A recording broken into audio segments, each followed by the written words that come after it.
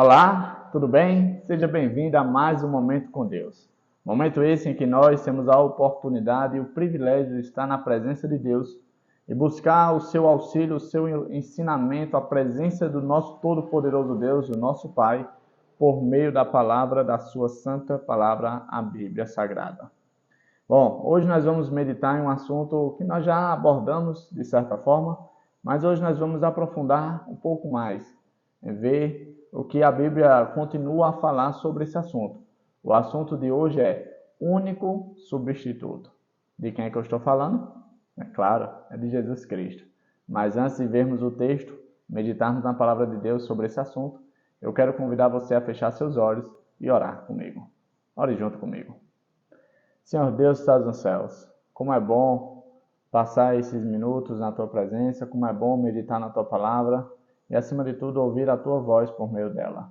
Que Teu Espírito Santo nos auxilie, nos ensine, nos ajude a entender qual é a Tua vontade para hoje. Fica conosco, em nome de Jesus Cristo. Amém. Como já foi mencionado, o tema de hoje é único substituto. Não existe outra coisa que possa nos substituir quando o assunto é remissão de pecados, redenção. Somente Jesus. Eu quero convidar você a abrir sua Bíblia no livro de Romanos, capítulo 6, o versículo 23, que diz assim: Porque o salário do pecado é a morte, mas o dom gratuito de Deus é a vida eterna em Jesus, em Cristo Jesus, nosso Senhor. O salário do pecado é a morte. Todo trabalhador, após trabalhar um mês, a coisa que ele mais anseia é o seu salário. Nada mais digno, nada mais justo do que o salário, por tudo aquilo que você fez durante o trabalho, durante aquele período, receber o seu salário é algo justo. Porém, quando entramos num assunto espiritual, o assunto sobre a nossa vida, esse salário, com certeza, ninguém está ansioso para receber: a morte. Essa morte a qual a Bíblia fala, ela não se refere à morte essa que eu e você estamos sujeitos a passar. Essa que muitas vezes nos arranca lágrimas, nos deixam com saudade, e nos deixam, de certa forma, desnorteado, né? Numa situação assim que a gente pode dizer que a pessoa está sem esperança. Não é essa morte que a palavra de Deus está se referindo. Essa morte a qual se refere, por ser a consequência do pecado, por ser o resultado do pecado, é a morte eterna, ou seja, a segunda morte. Não essa primeira morte, mas a segunda. Davi, então, no caso, nós vamos viver uma segunda vida? Não. Essa segunda morte se dará quando Jesus voltar nas nuvens no céu, assim como a palavra de Deus afirma, e ressuscitar as pessoas, né? Ali vai acontecer que os salvos vão ser ressuscitados para serem levados para o céu com Jesus. Após 1000 anos, Jesus volta e ressuscita os ímpios para dar o salário do pecado, a morte definitiva, a morte eterna. Ali, juntamente com Satanás e seus anjos. É essa morte que o texto de hoje está se referindo. O salário do pecado é a morte. Interessante que o texto fala que o dom gratuito é a vida eterna em Cristo Jesus. Nós já falamos sobre isso num vídeo aí para trás, sobre expiação, se eu não me engano, e nós abordamos o seguinte conceito, que graças a Jesus, né, graças ao sacrifício de Jesus, graças à mediação que Jesus faz por nós no santuário celestial, nós temos acesso à vida eterna. Se não fosse Jesus, não teria como. Algumas pessoas até podem pensar o seguinte: mas será que se outra pessoa morresse no meu lugar, não daria para haver essa substituição? Ou seja, pegasse um criminoso, alguém bem ruim, e botasse ele para pagar o preço do pecado em meu lugar. Será que não seria aceito? Será que não resolveria o problema? Não, porque essa pessoa ela tem que atender a 3 condições. A primeira E a mais importante é nunca ter pecado. Certa vez o rei Davi falou que em pecado me concebeu a minha mãe, né?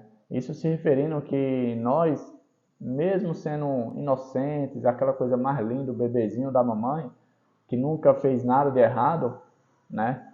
Que talvez o que possa ter feito que incomode e que não é atribuído como pecado é chorar de madrugada e tirar o sono dos pais, mesmo assim nós já somos concebidos ou nascidos em pecado. Por quê? Porque isso é uma herança genética, já está impregnado em nós, a natureza pecaminosa, desde o nosso pai Adão. Veja que se a gente voltar um pouquinho aqui na Bíblia, no capítulo 5, no versículo 2, diz assim, ó: portanto, assim como por um só homem entrou o pecado no mundo, e pelo pecado a morte, assim também a morte passou a todos os homens, porque todos pecaram. O pecado entrou lá com o primeiro casal, se referindo a Adão, porque Adão não foi enganado. Adão pecou de forma conscienciosa, ou seja, ele decidiu pecar mesmo sabendo da consequência do pecado. Eva, a bichinha, ela foi enganada pela serpente. Felizmente, ela se deu espaço ali para Satanás e foi enredada no seu laço e foi enganada. Mas Adão não foi enganado. Adão pecou de forma consciente, de forma deliberada.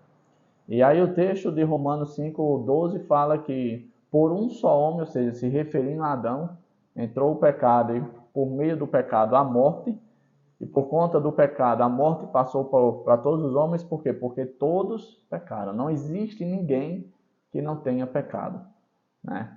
Não no sentido que não praticou o pecado, mas que esteja isento de pecado, ou seja, que tem uma natureza sem pecado. Não existe ninguém. Ou seja, uma pessoa não poderia ser substituto no lugar de outra pessoa. Ah, Davi, já que uma pessoa não pode, então um anjo. Né? A Bíblia fala que existem milhares e milhares, milhões e milhões de anjos. Será que um anjo não poderia substituir no lugar do ser humano? Também não.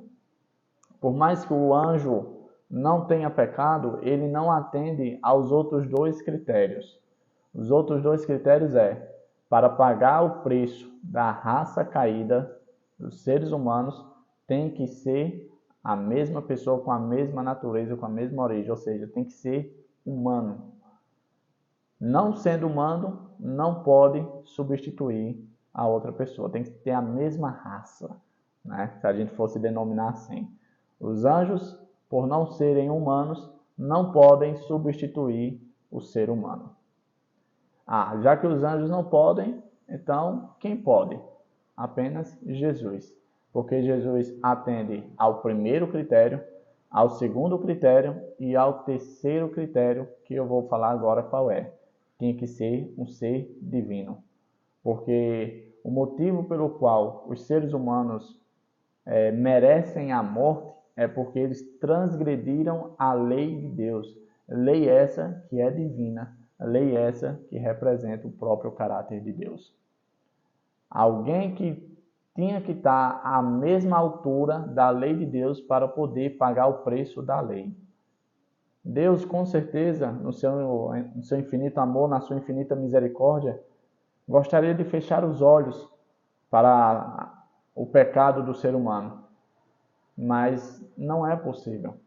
Porque além de Deus ser misericordioso, Deus ser amor, Deus também é justiça. E a justiça dele não se anula em detrimento ao nosso pecado. Então Jesus não pecou, tinha que se tornar o ser humano, e porque ele é divino, ele se encaixava perfeitamente nas condições para pagar o preço do pecado. Quando Jesus morre na cruz do Calvário, ele paga o preço do pecado atendendo a essas três condições necessárias para ser o nosso perfeito substituto. Ele foi tentado em todas as coisas e não pecou, ou seja, não tinha pecado. Se tornou homem e será para sempre homem. assim representando perfeitamente a raça, a classe dos seres humanos. E para sempre é Deus, atingindo o patamar necessário da justiça de Deus representado pela lei de Deus. Por isso que nós temos que nos apegar cada vez mais a Jesus e aos méritos de Jesus. Por isso que todas as nossas orações nós encerramos em nome de Jesus. Porque nós somos salvos não porque simplesmente Jesus pagou o preço, mas por conta dos méritos de Jesus. É como se a gente fosse, de certa forma, um parente bem próximo de Jesus. E a Bíblia até compara dessa forma, como se a gente tivesse sido adotado à família de Deus. E por conta que fazemos parte da família de Deus, nós, de certa forma, contraímos algumas coisas boas. Não tem aquela situação de tipo assim, não, eu sou filho do dono, eu sou parente da família, e aí por conta disso algumas portas se abrem para você. Exatamente acontece também no plano da redenção. Por nós nos tornarmos filhos de Deus, irmãos de Jesus, nós conseguimos alcançar a graça oferecida por Jesus. A gente poderia fazer a seguinte analogia: se Jesus se tornou o nosso bendito fiador. Porém, essa analogia ela não é perfeita e completa, porque um fiador ele só é requisitado quando a pessoa que contraiu a dívida não tem condição de pagar. Ou seja, em nenhuma hipótese essa dívida do pecado a gente teria condição de pagar. Então, por isso que essa analogia não é tão perfeita. Mas se a gente pudesse utilizar para exemplificar de maneira simples, é como se Jesus tivesse se tornado o nosso fiador na dívida com o pecado. Nós, ao não ter crédito ou não ter receita suficiente para pagar essa dívida, Jesus, como parente próximo, um resgatador, veio e pagou essa dívida. Que coisa maravilhosa! Que bênção! Chegamos a mais um fim de nosso momento com Deus. Hoje meditamos um pouco mais, de forma mais aprofundada, sobre o único substituto perfeito que é Jesus Cristo, que tomou o nosso lugar, pagando o preço do pecado, pagando o salário do pecado, recebendo o salário do pecado, pagando não, recebendo o salário do pecado. Jesus, quando ele morreu, ele recebeu a segunda morte, mas por ter vida em si mesmo, por ser Deus, ele não ficou na sepultura por mais de 3 dias. O anjo veio e disse para ele: chegou a hora de ressuscitar. E Jesus ressuscitou e foi aos céus, demonstrando que o preço do pecado foi pago. E eu gosto de um salmo, eu não lembro qual o salmo, mas fala mais ou menos assim o contexto. Quem é digno de honra e glória? E aí os anjos, as pessoas que habitam nas áreas celestiais dizem: ele é digno. Ele é o cara, ele é quem pode tudo, porque ele passou por tudo isso e venceu todas as provas. Que maravilha! O nosso único substituto, a quem nós podemos nos apoiar completamente, a quem nós cremos pela fé que ele pagou todo o preço e assim, por meio dele, pode nos redimir novamente. Se você hoje quer fazer parte dessa bendita família, que você aceite Jesus como um parente próximo, como um seu irmão, fazendo assim parte da família de Deus, tá certo? Quero convidar você a fechar seus olhos mais uma vez para encerrarmos esse momento com mais uma oração. Ore junto comigo. Vamos orar então. Senhor Deus, estás nos céus, como é bom estar na tua presença.